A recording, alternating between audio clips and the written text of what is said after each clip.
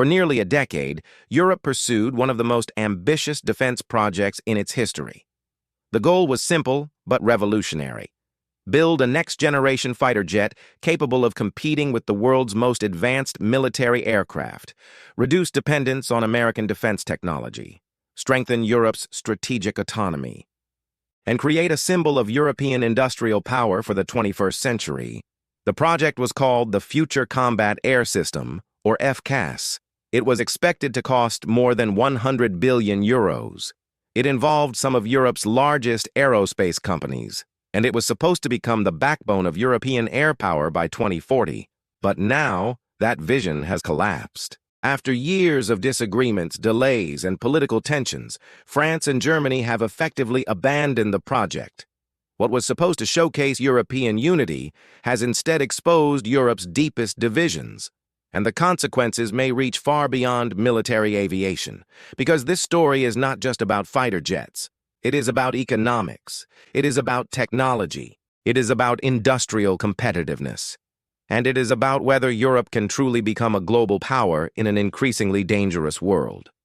To understand why this matters, we first need to understand what FCAS was supposed to achieve. The Future Combat Air System was launched in 2017.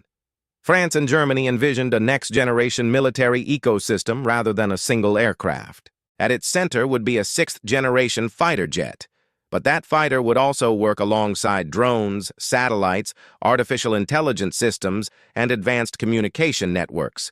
The idea was to create a fully connected battlefield. Everything would share information in real time. Pilots would receive unprecedented situational awareness. Military commanders would make faster decisions, and European forces would gain technological advantages against potential adversaries. The project later expanded to include Spain. Together, the three countries hoped to establish Europe's leadership in future military aviation. Supporters described FCAS as one of the most important industrial projects in modern European history. Thousands of engineers were assigned to the program. Hundreds of suppliers joined the supply chain. Billions of euros were invested in research and development, and governments repeatedly promised their commitment. Yet behind the public optimism, problems were already emerging. The biggest challenge was not technological, it was political. France and Germany never fully agreed on who should lead the project. France wanted Dassault Aviation to take primary control. Germany wanted Airbus Defence and Space to play an equal role. Both companies possessed enormous expertise. Both companies had national backing, and neither side wanted to surrender influence. As negotiations continued, disputes became increasingly complicated. Questions emerged over intellectual property rights. Arguments developed over technology sharing. Disagreements appeared regarding industrial responsibilities. Every decision seemed to trigger another conflict. The project gradually became a battle between competing national interests, and those tensions only intensified as costs increased. Large multinational defense programs often faced delays and budget overruns. FCAS proved no exception. As technical requirements expanded, expenses continued growing. Governments faced pressure from taxpayers. Defense ministries faced competing priorities, and political leaders struggled to maintain momentum. Then the geopolitical environment changed dramatically. Russia's invasion of Ukraine transformed European security calculations. Many European governments increased military spending, but they also needed immediate military capabilities. Waiting until 2040 for a new fighter jet suddenly seemed less practical. Countries began purchasing existing systems instead, and one aircraft benefited more than any other: the American F-35. Manufactured by the American defense giant Lockheed Martin, the F-35 became the preferred choice for many European nations. Countries such as Germany, Finland, Belgium, Poland, Denmark, the Netherlands, and others expanded or committed to F-35 acquisitions. The aircraft was already operational, it had proven capabilities, and it offered immediate interoperability with NATO allies. From a military perspective, the decision made sense. But economically and strategically, it created a dilemma. Every F-35 purchase strengthened America's position within Europe's defense ecosystem, and every purchase reduced incentives to invest in indigenous alternatives. For advocates of European strategic autonomy, this trend was deeply concerning. They argued that Europe could not become truly independent while relying heavily on American technology. They believed FCAS represented a path towards self-reliance. Now that path appeared increasingly uncertain. The collapse of FCAS raises a fundamental question. Can Europe achieve strategic autonomy without industrial unity? Many policymakers have spent years promoting the concept of European defense independence. The idea gained momentum after concerns emerged regarding the future reliability of American security guarantees. European leaders recognized the risks of excessive dependence.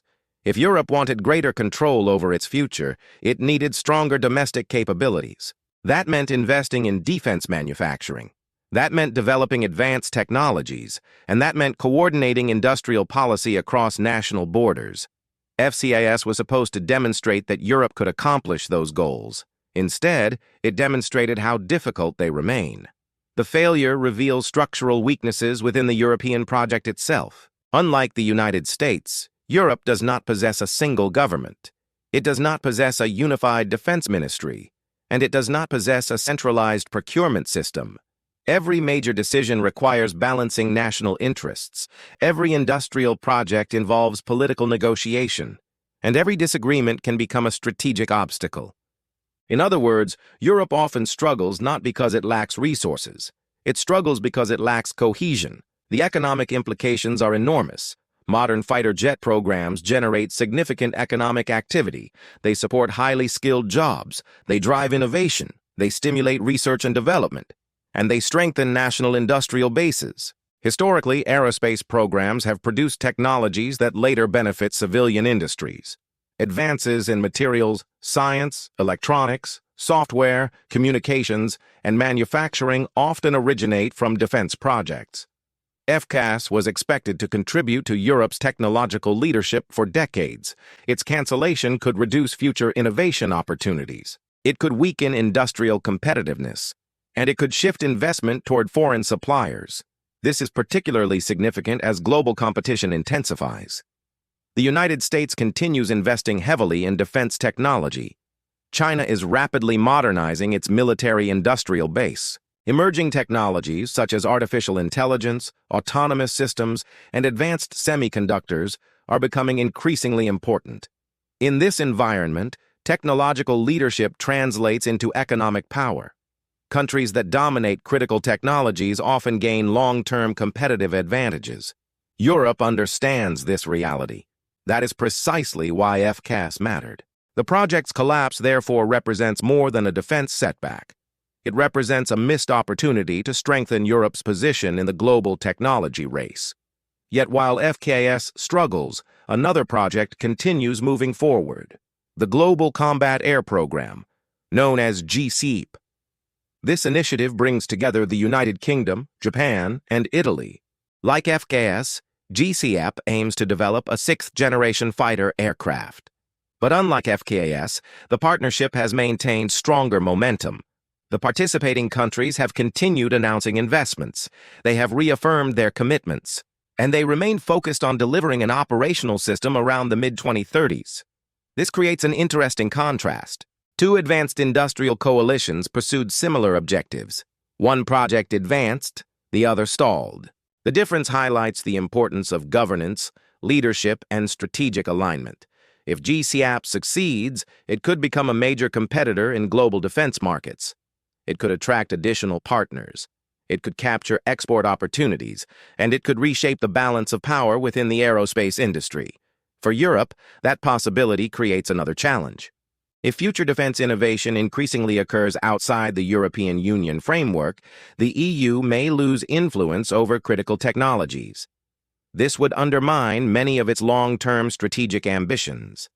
The broader lesson extends beyond defense. Large-scale industrial cooperation has become increasingly important in the modern economy. Whether discussing semiconductors, artificial intelligence, energy infrastructure, or defense systems, major projects often require international collaboration. No single country can easily dominate every technological frontier. Partnerships are becoming essential, but partnerships only work when participants share common objectives. The FCAS experience demonstrates what happens when those objectives diverge. Political disagreements eventually overwhelm technical ambitions. National interests overshadow collective goals, and progress slows until the project becomes unsustainable. For investors, policymakers, and business leaders, this serves as a valuable reminder. Technology alone does not determine success. Governance matters, institutions matter, leadership matters, and trust matters. Without those foundations, even the most ambitious projects can fail. Looking ahead, Europe faces difficult choices. One option is to revive some form of FCAS through renewed negotiations. Another possibility is deeper cooperation with alternative programs such as GCAP. A third option involves greater reliance on existing American systems. Each path carries trade-offs.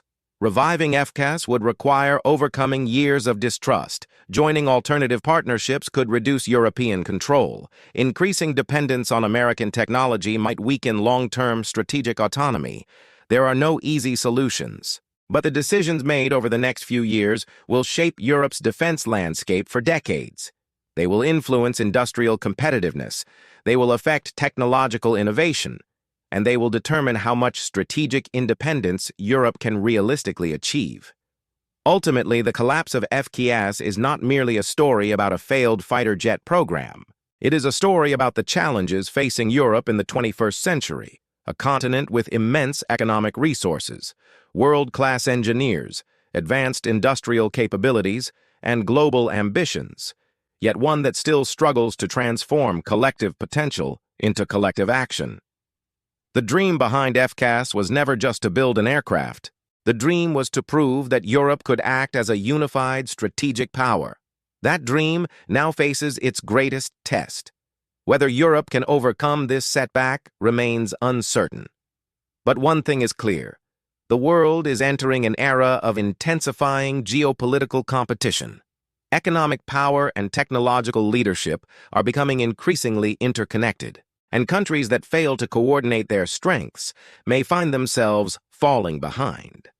The collapse of Europe's $100 billion fighter jet project is therefore more than a defense story. It is a warning about the costs of division, a warning about the challenges of strategic autonomy, and a warning that in the race for technological leadership, ambition alone is never enough.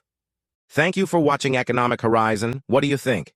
Can Europe still achieve true defense independence without FCAS, or will it remain dependent on American military technology for decades to come? Share your thoughts in the comments below. Don't forget to like this video, subscribe to the channel, and share it with others interested in global economics and geopolitics. Thank you for watching Economic Horizon. See you in the next video.